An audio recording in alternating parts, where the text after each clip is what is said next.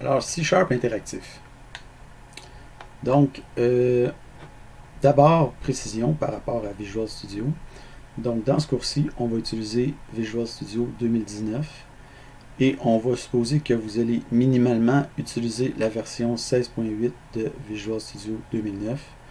Donc, pour savoir si vous avez effectivement la version 16.8 ou mieux, vous pouvez ouvrir un truc qui s'appelle Visual Studio Installer.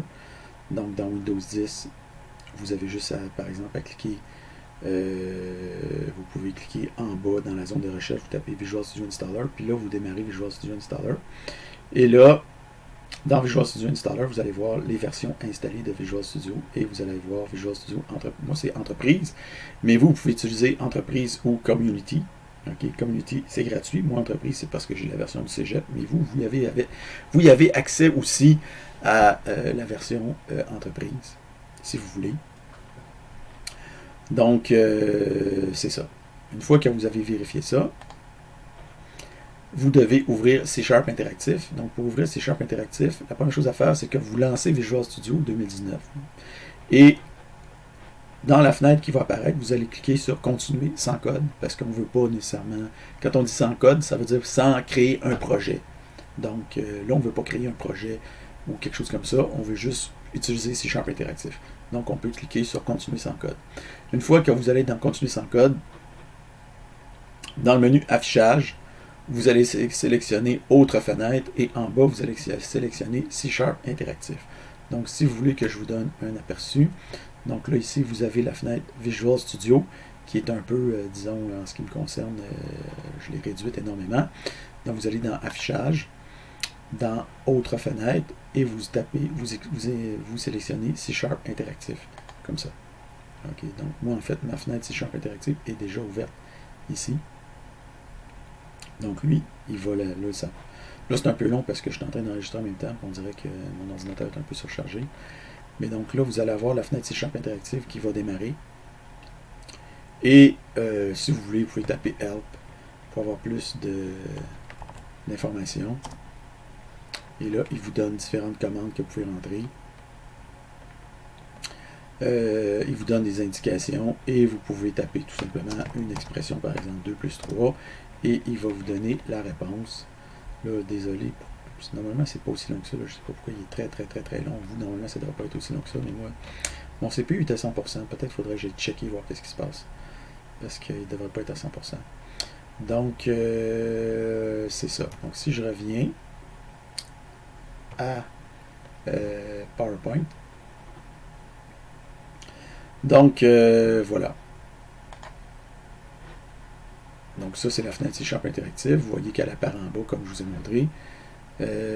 Moi, comme vous voyez ici, moi, ça s'écrit en français dans ma machine parce que je fonctionne en français dans Visual Studio.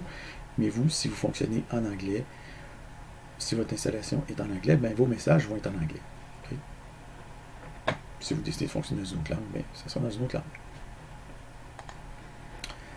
Donc, pour entrer du code, ben, il suffit d'entrer le code ici, comme on le voit. Donc, il y a deux types de choses qu'on peut rentrer. On peut rentrer soit une instruction ou une expression. Une instruction se termine par un point-virgule. Et une instruction, c'est par exemple, on déclare une variable i de type entier, puis on met la valeur 10 dedans.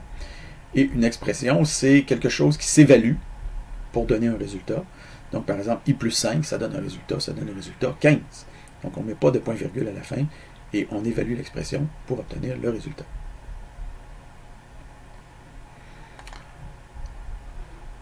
Donc, on va voir maintenant comment on peut faire des saisies d'écran. Parce que moi, dans le document, ce qu'il y a à faire ici dans le PowerPoint, essentiellement pour vous, pour pratiquer, puis pour me démontrer que vous avez fait les pratiques en question, c'est de réaliser des saisies d'écran à différentes occasions pour me montrer que là, vous avez fait telle ou telle chose.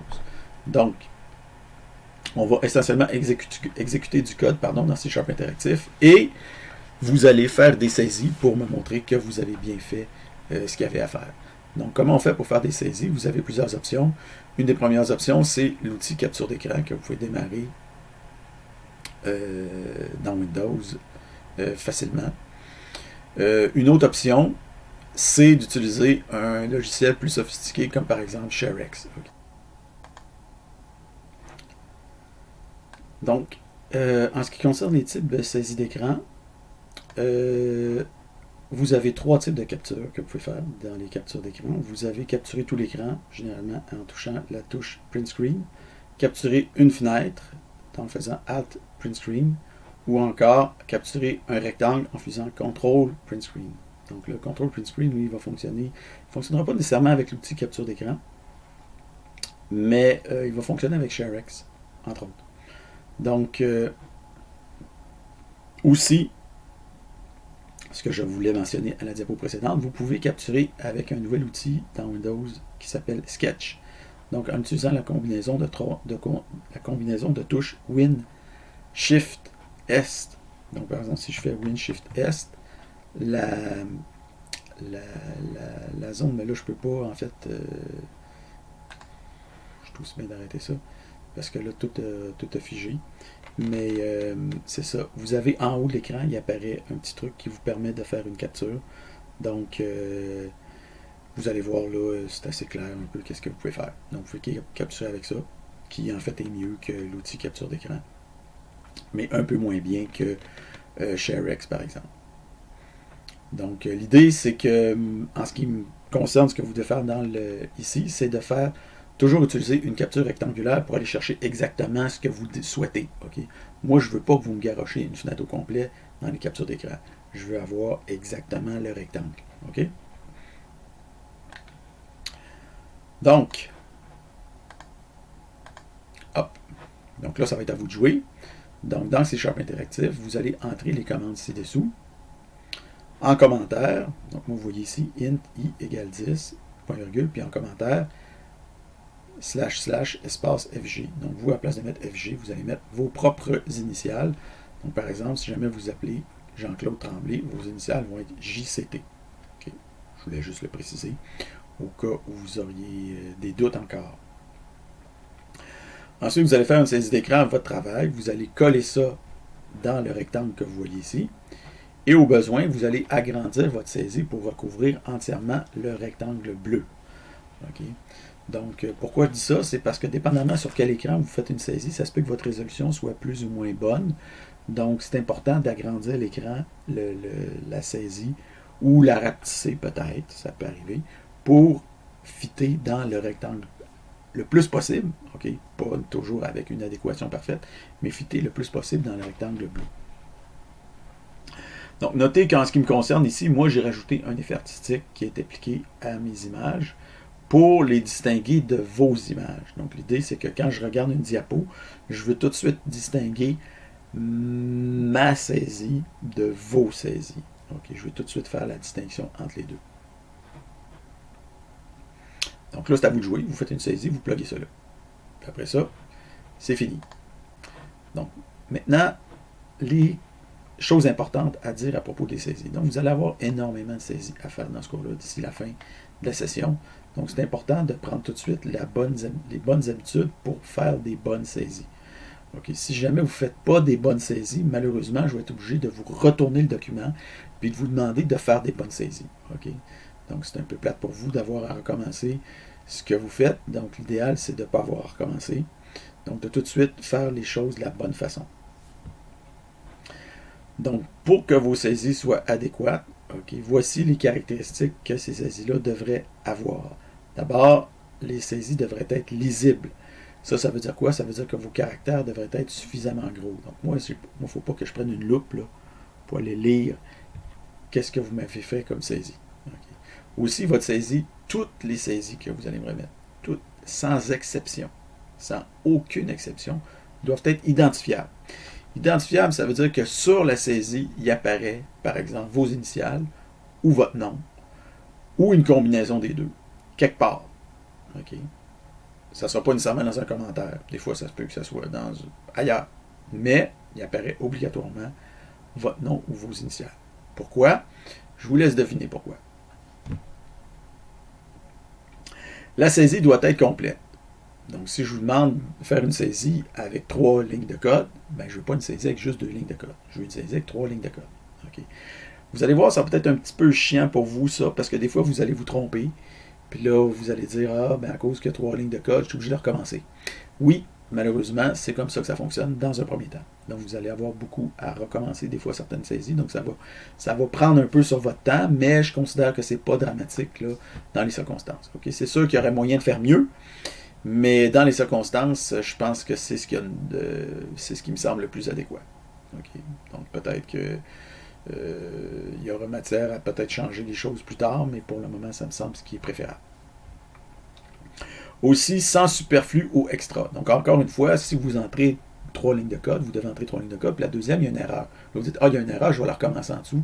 Puis là, vous me faites une saisie de 5 lignes de code. Donc là, vous avez du superflu. Là. Vous avez quelque part une ligne qui n'aurait pas dû être là. Puis vous vous dites, ben là, toutes les lignes sont là. Oui, mais t'en as plus que ce que j'ai demandé. Donc moi, je veux pas plus. Je veux exactement ce que j'ai demandé. OK? Aussi, une autre chose importante, c'est le ratio de proportionnalité. Donc, le ratio de proportionnalité, en fait, vous allez voir dans la diapo suivante, mais autrement dit, ça veut dire que, là, comme par exemple, mon visage, vous le voyez avec une certaine proportionnalité. Donc, si je compressais mon image comme ça, puis que j'avais le visage rétréci comme ça, ou si on écrasait l'image comme ça, de sorte que mes joues s'allongeraient comme ça, ben, j'aurais pas des proportions adéquates. Okay? Donc, c'est la même chose que je vous demande pour vos diapos, vos saisies, c'est-à-dire.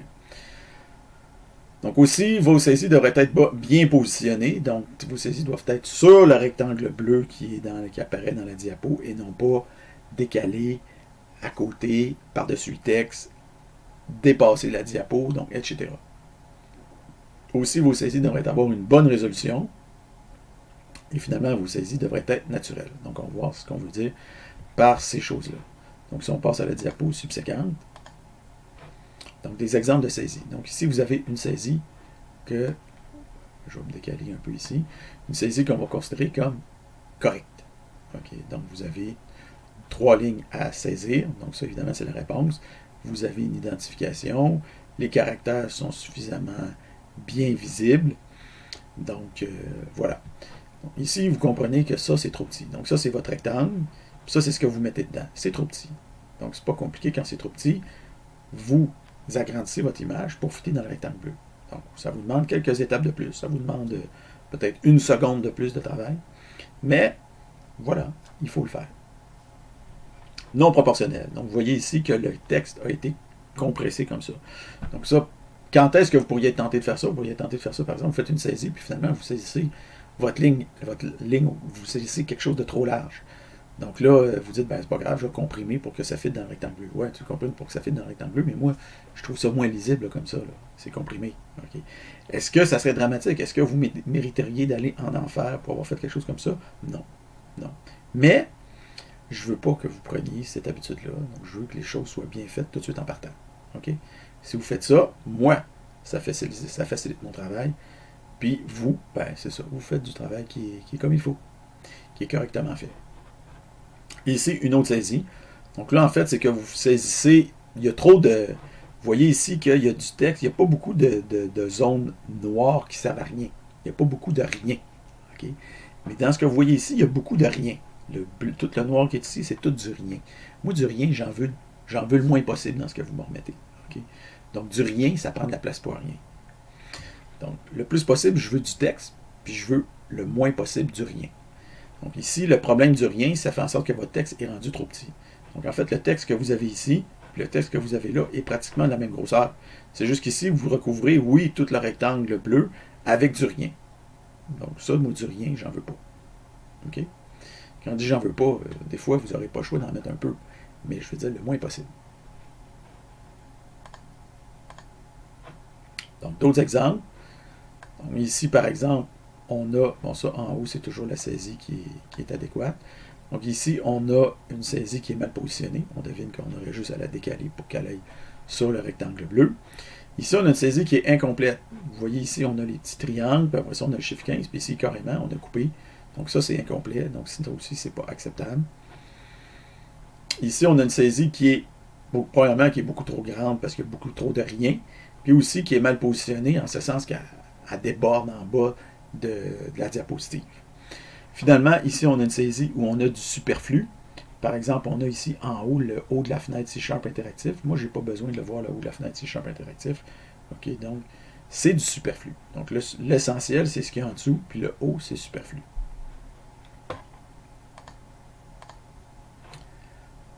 Donc ici, qu'est-ce qu'on a? On a une saisie avec une mauvaise résolution. Donc qu'est-ce qu'on peut penser que la personne a fait? La personne peut-être avait un écran qui était extrêmement petit. OK, il ne faut pas vous cacher, là.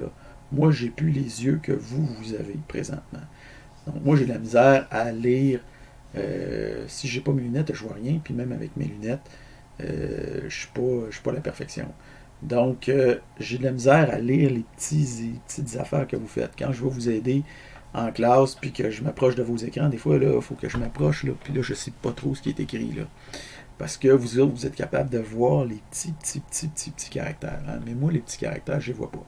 Ça fait que quand vous faites des écrans avec vos petits caractères, vos saisies d'écran, mais là, ça fait des petites saisies. Puis là, vous les agrandissez. Puis là, ça fait en sorte que les caractères deviennent flous. Parce que la résolution n'est pas bonne. Donc, moi, ce que vous pouvez faire avec C# Interactive, vous pouvez augmenter la résolution. C'est ce que je vais vous montrer à la prochaine diapo. Finalement, ici, on a une saisie qui n'est pas naturelle, dans le sens qu'elle a été, par exemple, on a grisé la saisie, ou on a rajouté un effet dessus. Donc, moi, je veux une saisie qui est naturelle. Okay? Donc, pas d'effet ajouté par-dessus la saisie. Donc, ça se peut que vous ayez des problèmes de résolution. À ce moment-là, vous avez juste à ajuster la résolution dans C# Interactive. Donc, les façons de faire, c'est que vous pouvez utiliser la touche CTRL de la molette de souris, ou alors vous pouvez utiliser les touches du clavier, CTRL plus SHIFT avec plus ou avec virgule ou point, en fait c'est en haut de virgule ou point, ouais, c'est ça, ou en fait le plus petit ou plus grand. En fait, vous avez aussi l'option de grossissement de la fenêtre. Donc par exemple, si je m'en vais ici, ok, donc ici, moi par exemple, là je suis à 149%, mais vous pourriez cliquer ici, puis sélectionner un autre pourcentage. Donc là, vous ne voyez pas parce que je sors de l'écran, mais si je sélectionnais 50%, évidemment, ça ne serait pas adéquat. Et si je sélectionnais 200%, ben, ça deviendrait peut-être un peu gros. Donc moi, je trouve que 150%, c'est parfait en ce qui me concerne, mais vous verrez, en fonction de votre résolution d'écran, peut-être vous aurez besoin de mettre à 200%. OK.